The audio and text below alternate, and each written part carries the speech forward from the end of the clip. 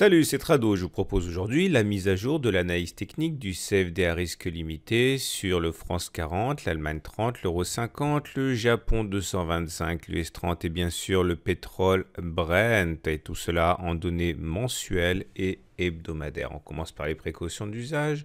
Comme d'habitude, il ne s'agit que d'une analyse technique. Cette analyse technique ne traduit pas l'opinion de CMC Markets, mais uniquement celle de Tradosaur Trading. Il n'y a pas dans cette vidéo de conseils, ce n'est que du matériel à titre purement informatif et éducatif. Toute décision de trading ne saurait être prise à partir de la vidéo que vous allez voir. Donc on commence par le France 40, l'équivalent du CAC 40 en CFD chez CMC Markets.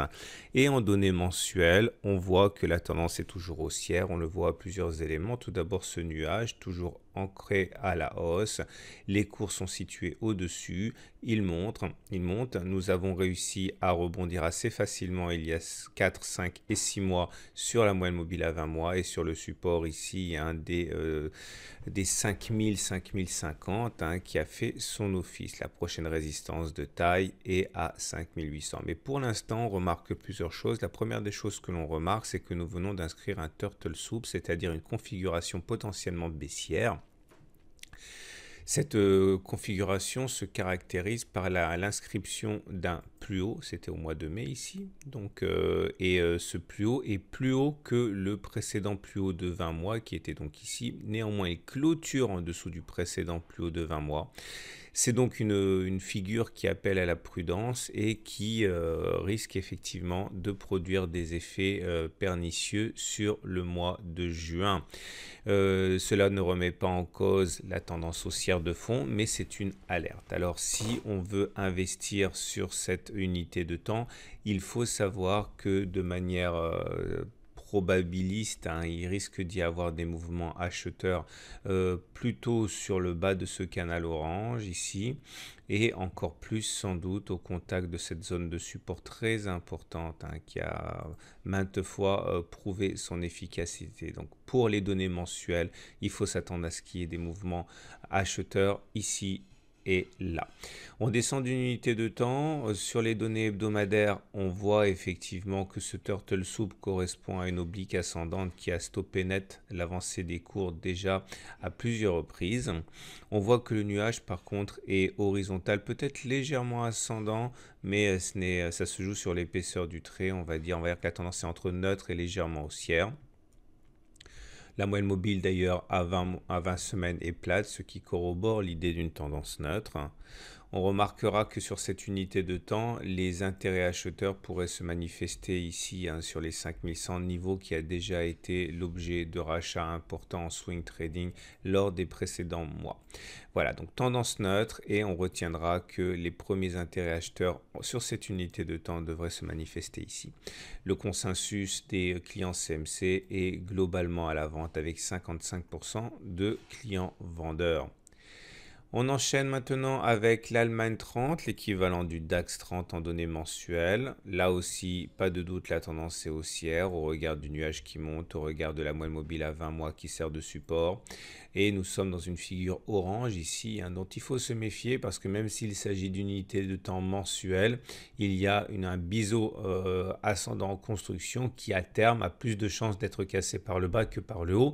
Ça ne marche pas à tous les coups, mais ça marche généralement plus souvent que ça n'échoue. Ce genre de biseau se casse plus souvent par le bas que par le haut. On remarquera la solidité des 11 900, 12 000 ici comme zone de support et la prochaine résistance de taille à 13 500 par là.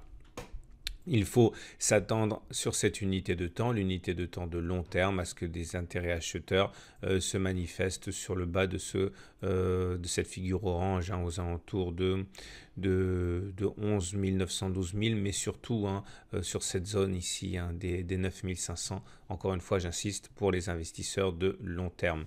Pour les investisseurs de moyen terme, pour les swing traders, on voit que la tendance est neutre, le nuage est à plat, la moyenne mobile à 20 semaines est globalement plate, on est au-dessus du moyenne mobile à 20 semaines qui est entre plate et légèrement descendante. Vous remarquerez également que la zone des 11 900 qu'on a déjà mentionné précédemment saurait effectivement faire l'objet d'achat, hein, sans doute, mais on ne peut éluder la présence d'une formation éventuelle en épaule, tête, épaule, figure à implication baissière lorsqu'elle est activée, et elle serait activée si on cassait donc la zone des 11 900 avec une accélération baissière sans doute à minima sur la zone orange déjà précédemment citée. Donc on retiendra également que le consensus des clients CMC est globalement neutre et que des intérêts importants dans le sens de la hausse ne devraient pas apparaître avant les 11 900. L'euro 50, c'est-à-dire l'indice pan-européen qui regroupe les 50 grosses capitalisations de la zone. En données mensuelles, on voit que la tendance, elle est, on va dire, neutre à légèrement haussière. L'orientation du nuage ici n'est pas très claire, hein. Elle n'est pas baissière, c'est une évidence, mais elle est entre plate et haussière. D'ailleurs, le fait que l'on bataille avec la moyenne mobile à 20 semaines montre bien que les choses ne sont pas claires. On retiendra sur cette unité de temps mensuelle qu'un retour sur les 2700 est tout à fait envisageable. On l'a déjà fait à plusieurs reprises. Nous sommes dans une sorte de dérive latérale. Les intérêts acheteurs sur cette unité de long terme apparaîtront sans doute sur l'oblique rouge, ici aux alentours de 3100 et encore plus vers 2700. On descend d'une unité de temps, données hebdomadaires, là aussi la tendance est neutre, mais de manière incontestable, hein. Vous voyez, le nuage est complètement à plat. On oscille entre 3700 et 3200. 3200 est un niveau qui devrait réveiller, exciter la convoitise des acheteurs sur le moyen terme, et également 3100. Le consensus des clients CMC est plutôt acheteur, hein, avec 70% d'opinion optimiste sur l'euro 50. Les marchés américains, on le voit, sont soutenus de fort belle manière depuis des années, hein, par tout un ensemble de supports, qu'il s'agisse de la Tenkan, de la moyenne mobile à 20 mois, de la Kijun. La tendance à cet égard est sans ambiguïté haussière sur l'unité de temps mensuelle. Les premiers achats d'investisseurs pour le long terme devraient sans doute apparaître au contact de l'oblique ascendante ici vers 20 000 points, 21 000 points. Sur l'unité de temps hebdomadaire, les cours évoluent dans un canal de latéralisation compris entre 26 700 et 23 300. La tendance est haussière, mais clairement menacée, parce que si on est au-dessus d'un nuage qui monte, par contre on voit que la Tenkan a lâché, que la Kijun a lâché. Sur cette unité de temps hebdomadaire, il faut s'attendre à ce que des acheteurs se manifestent soit sur les 23 300, comme ça a déjà été le cas précédemment, mais également au contact de l'oblique rouge ici vers 22 500. Le consensus des clients est neutre. Le Japon 225, l'indice phare japonais, est en tendance haussière en données mensuelles. Vous le voyez bien au fait que nous soyons au-dessus du nuage qui croît. Là aussi, hein, les cours évoluent entre 20 500 et 23 400.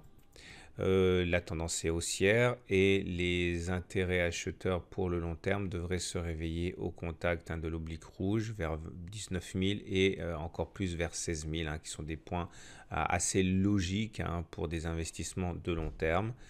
Et en unité de temps hebdomadaire de moyen terme, là aussi, hein, les oscillations entre 20 300 et 24 000 sont absolument évidentes. En tendance haussière, nous sommes. Et les acheteurs devraient se réveiller, à mon avis, aux alentours de 20 300 sur cette unité de temps. Le consensus des clients est à l'achat. Et on va terminer avec le pétrole Brent pour commencer sur les données mensuelles. On voit que la tendance est neutre. Elle est neutre parce qu'on est dans le nuage. Le nuage est clairement en train de se rétrécir et de s'aplatir. Il faut s'attendre à ce que les difficultés, une fois que l'on aura passé le nuage à la hausse, se déchaînent, hein, sur la zone ici des 90-95 $ le baril, qui correspond à la fois à une oblique descendante de très long terme et également à une zone ici en orange correspondant à une zone de support qui a été très efficace avant d'être cassée. Et on sait, hein, que les zones de support cassées ont tendance à devenir résistance, mais ça encore une fois c'est pour les données mensuelles. En données hebdomadaires, hebdomadaire, la tendance elle est haussière pour l'instant, hein, le nuage est croissant, on rebondit assez facilement sur la Tenkan ou sur l'oblique ascendante ici.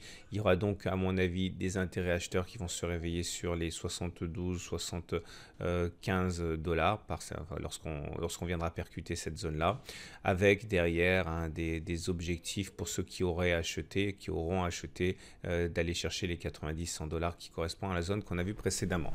Le consensus des clients CMC est globalement à l'achat avec 57% de position acheteuse. Voilà ce qu'on pouvait dire pour les grands indices, pour leur tendance et pour les zones où les investisseurs devraient se manifester. Je vous souhaite une très bonne semaine et je vous dis à la semaine prochaine pour la mise à jour.